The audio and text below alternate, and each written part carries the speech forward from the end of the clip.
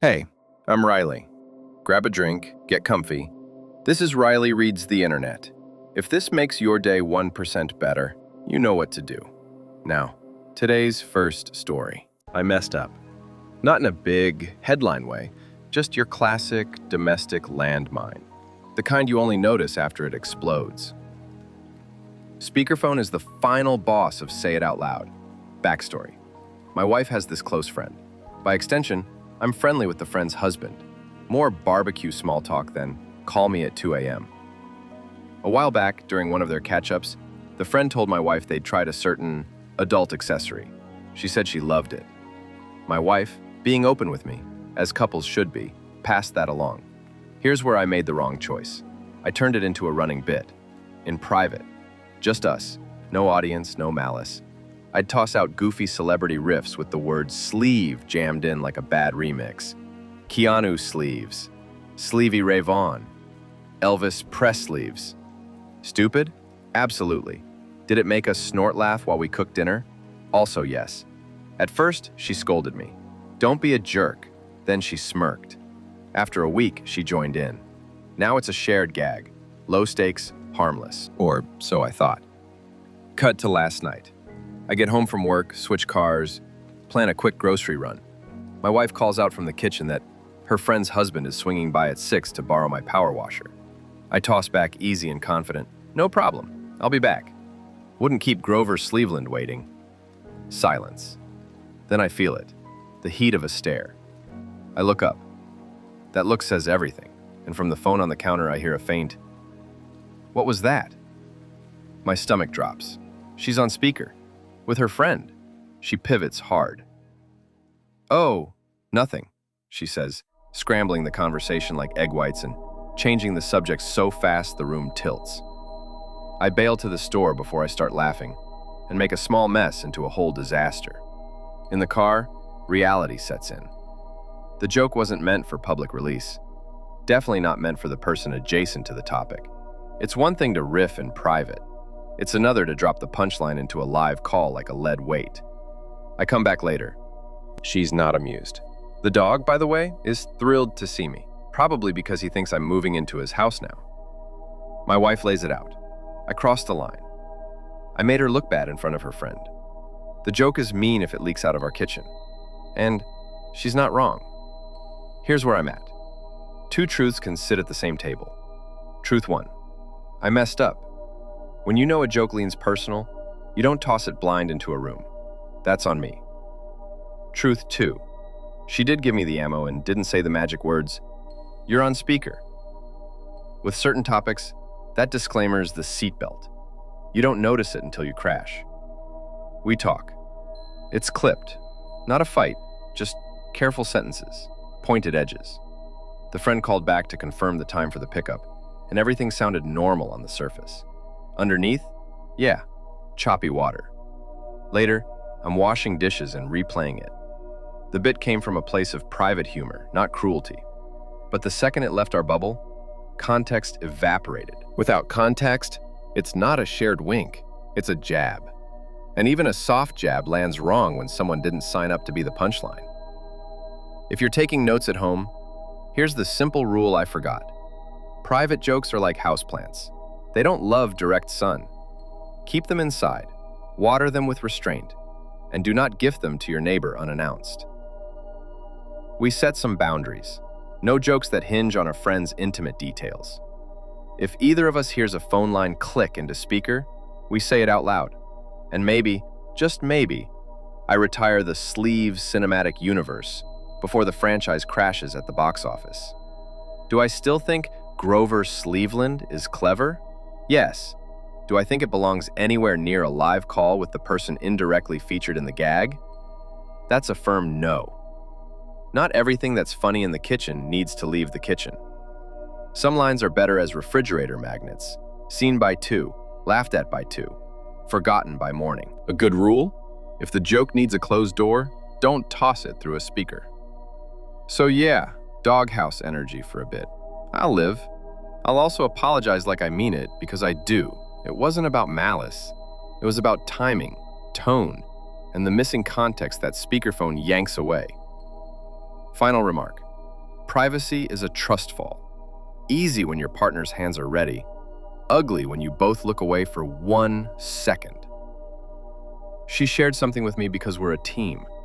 I turned it into a silly thing we both laughed at, and then I let it slip where it didn't belong.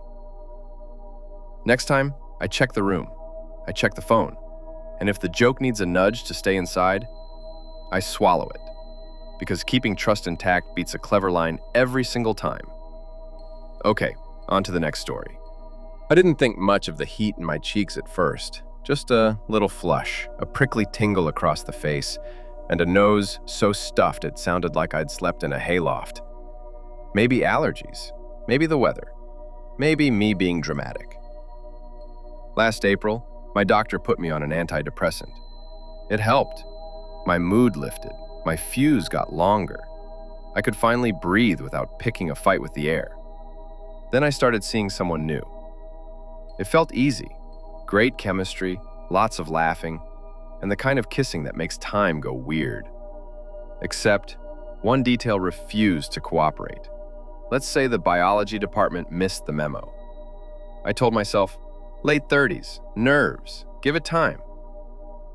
Weeks passed, no change. I checked in with my GP, we talked options, and I left with a prescription for a well-known medication people take for those mechanical issues. Simple enough. Problem solved, right? I made a neat little row in my morning routine. Vitamins, regular meds, and now the new guy. Because if it's in the pill tray, clearly it's a daily, right? Right? At first, everything was fantastic. Confidence returned.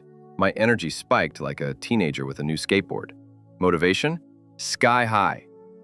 Life felt like someone turned the saturation back on. Then, around week 3 or 4, a coworker squinted at me. "Did you spend lunch on a tanning bed?" I laughed it off, went to the bathroom, stared at a face doing its best impression of a ripe tomato. Bright, blotchy, and hot to the touch.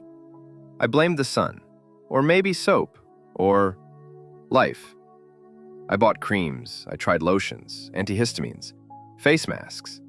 I practically interviewed my moisturizers like a hiring manager. Nothing worked. Meanwhile, the congestion stuck around. My heartbeat felt just a notch louder than normal, like a neighbor's bass through the wall. Not scary, just present. I kept going. For months, nearly a year. One day, I booked with a different doctor thinking, dermatologist time. Let's fix the face. He pulled up my chart and raised an eyebrow. You've been filling that every month for almost a year? Yeah? Do you need it every day? The room went very quiet. A slow, dawning silence. Then a very bright, very obvious light bulb. That medication? It's not a daily vitamin. It's not a routine supplement. It's one of those as-needed deals. You use it for specific moments, not breakfast. Groundbreaking discovery. Labels exist. Also, read them. Turns out, a big part of how it works is by helping blood vessels relax. That's great for circulation where you want it. It also means the rest of your body might decide to throw a little parade, flushing, stuffy sinuses, a heartbeat that keeps tapping your shoulder, and other mild but annoying side effects, all of which I politely ignored while I slathered my face with every soothing gel in the pharmacy. I replayed the year in my head. The first glow of, wow, this is working.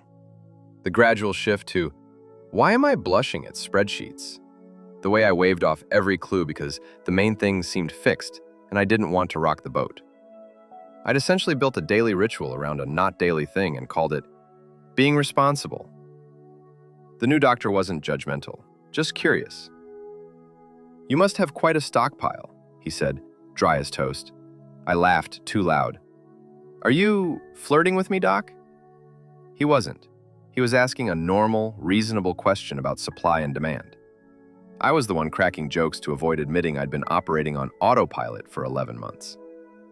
Walking out, I felt two kinds of red, the one on my cheeks, and the one that happens when you realize you've been the main character in a very preventable sitcom episode.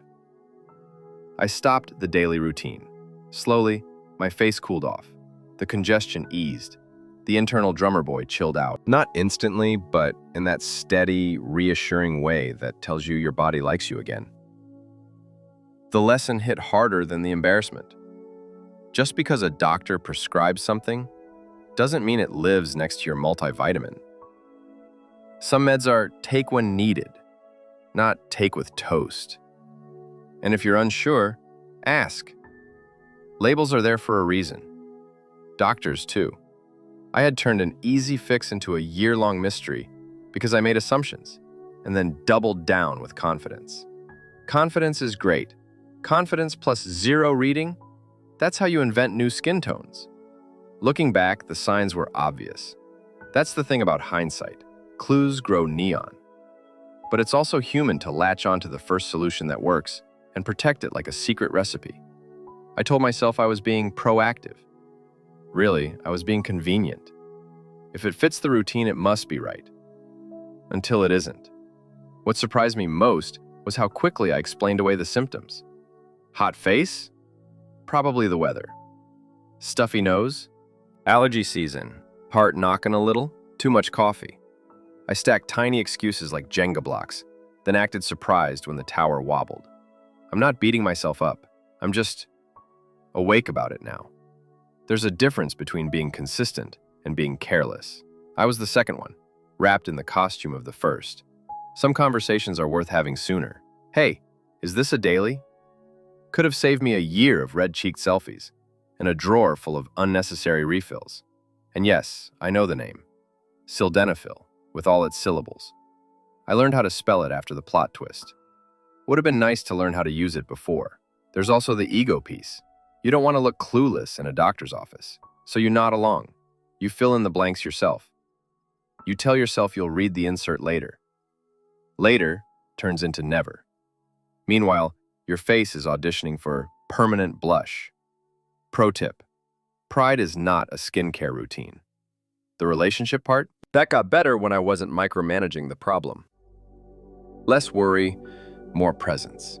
A fix is helpful. Understanding the fix is better. Using it correctly? That's the part that keeps your cheeks the color they're supposed to be. If you're wondering whether I felt foolish, absolutely. But foolish isn't fatal. It's educational. It nudges you to build a new habit. Ask the extra question. Read the line you skimmed. Confirm the thing you think you already know. 5 seconds of clarity beats 11 months of mystery rash. I went back to the doctor for a follow-up later.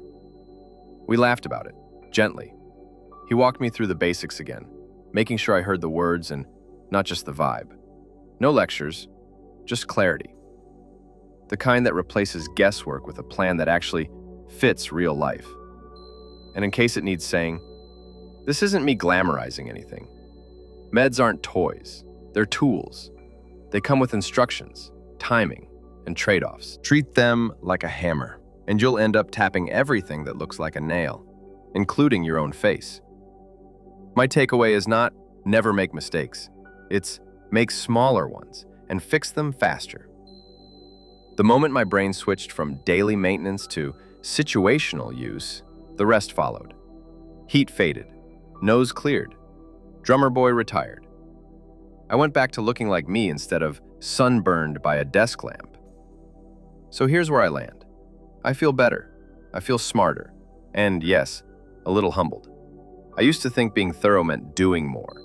Now I think it means doing what's right. No more, no less. Even if that's as unglamorous as reading the insert and asking, one more time, how often? Read the label. Ask the question. Keep your face. Final remark. I took a shortcut, mistook it for a system, and spent a year troubleshooting a problem I created. The fix wasn't fancy, just clarity. If something in your routine starts making you blush, literally or figuratively, zoom out. Confirm the basics.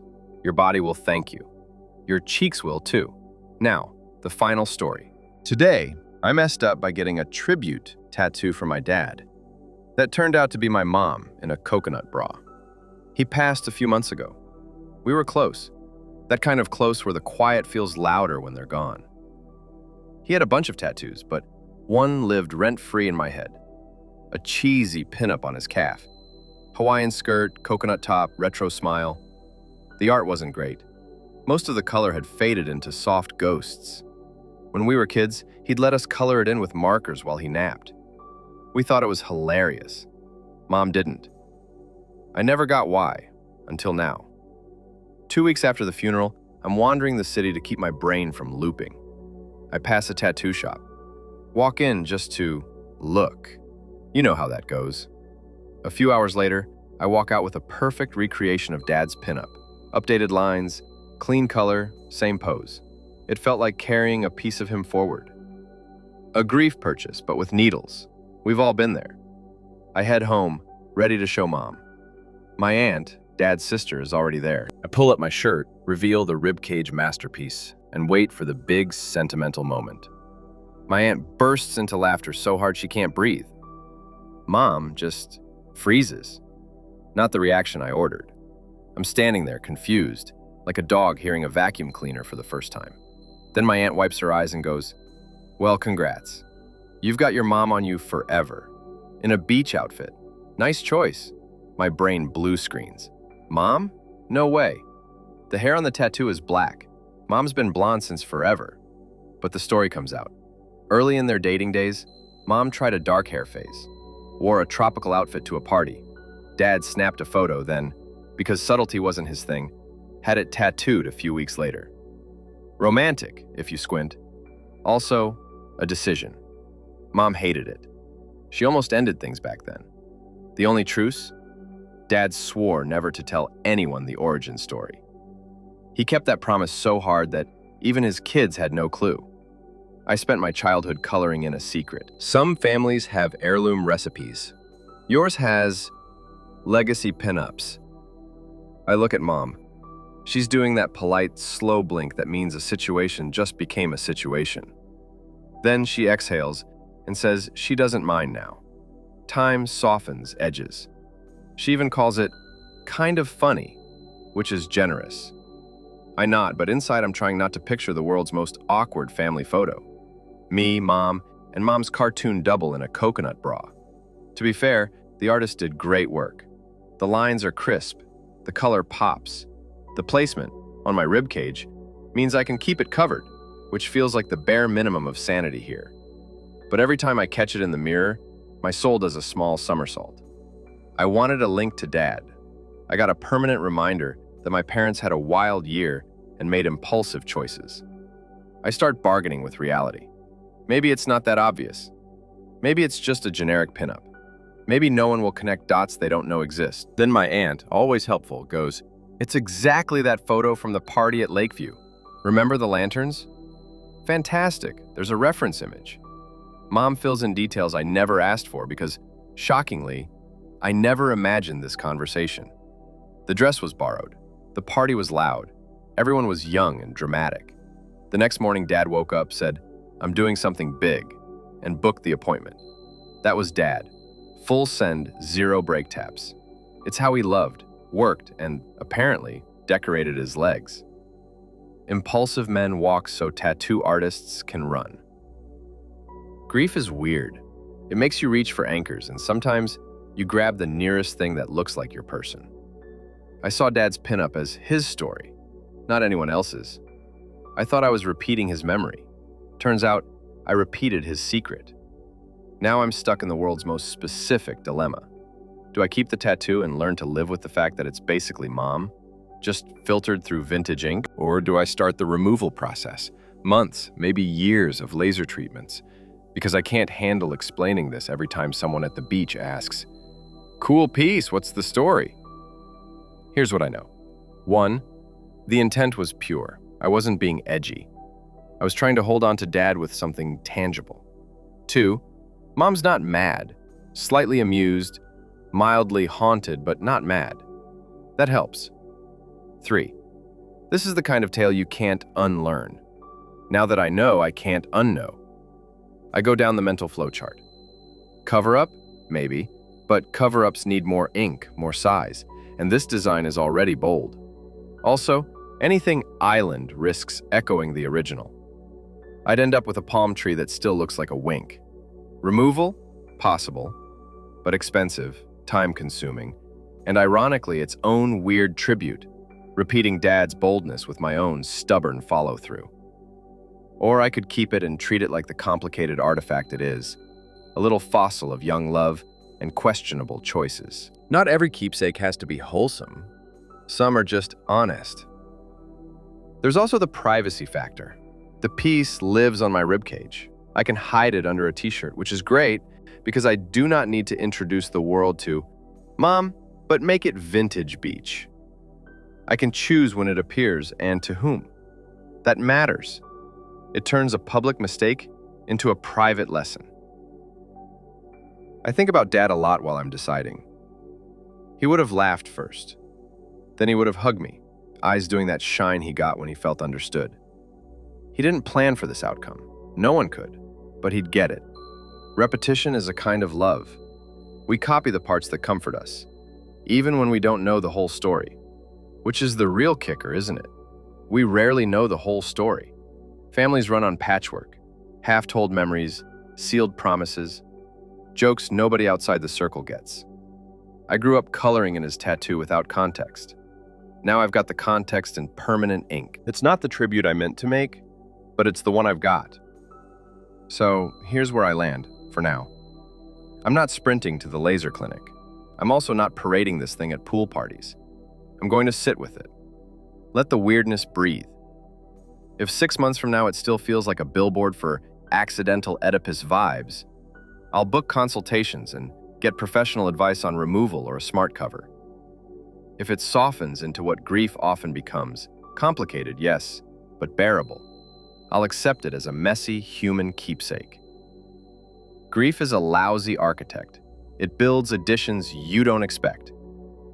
I told Mom I'd keep it covered around family gatherings. She nodded, relieved. Then she surprised me. She said, "Your dad would have loved the story even more than the tattoo." That was her way of forgiving the whole saga. His secret, my mistake, the laugh that turned into a sigh.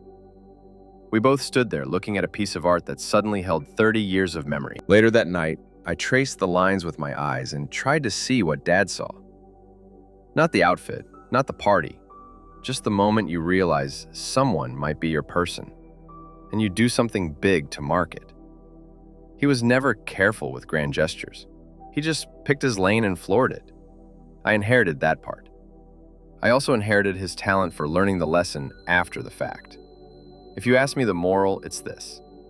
Memories don't come with labels. Double check before you copy. Ask the awkward question. Push for the backstory. Because sometimes the random image you want to honor is a chapter you weren't handed. I'm still deciding. Removal is on the table. A cover-up is on the table. Keeping it is on the table. For now, it stays behind fabric, like a museum piece in storage. Cataloged, real, not on display. It's my reminder that love is messy, grief is complicated, and the past is never as simple as it looks in faded ink. Okay, not my worst decision, just my most specific. Final remark. I wanted a clean tribute to my dad and accidentally archived my parents' early romance on my ribs. It's embarrassing. It's also honest. I can hide it, sit with it, and choose what to do next without rushing. That's the real memorial, not the image, but the care I take deciding what stays, what changes, and what story I carry forward. What would you do? Drop it below. If this made you smile, hit like and subscribe. You're awesome. See you next time.